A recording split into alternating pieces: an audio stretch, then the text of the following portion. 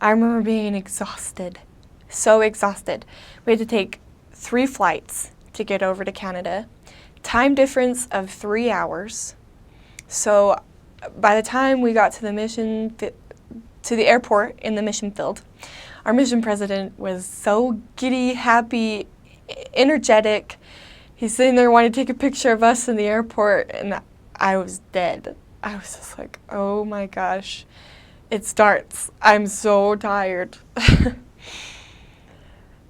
But his energy just rubbed off, and I felt so good getting there. It was so exciting. I remember we went to the mission home, and depending on the mission president that you go to, maybe he'll do this. I feel he will. But we go to the mission home with all this new missionaries, and we just kind of have like a little get-together meeting, just letting you know where you'll be going, who your trainers will be, a little bit about the mission, and kind of like a set-off. This is where you'll be going. I remember when I first got there, he had us do role plays, and holy cow, I was nervous to do role plays in front of the mission president when I first met him. But he had us do a knocking role play, and one elder that went up to do the role play first, he went up and knocked on the door.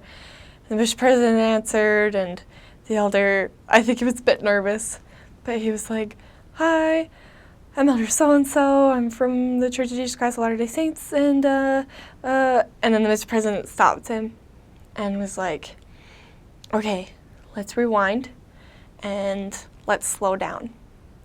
He said something that stuck with me the rest of my mission. He said, "Let the power of the name of the church fold throughout your contact." So say the church's name slow and let its power show. And I never thought of the church's name bringing power or bringing the Spirit into something. But the contact completely changed as he slowed down and said, "Hi, I'm Elder so-and-so. I'm a missionary for the Church of Jesus Christ of Latter-day Saints."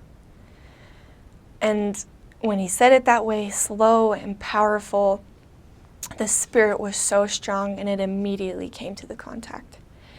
And I used that throughout my mission. I said the church's full name and slow, and it brought a lot of power to a lot of my contacts.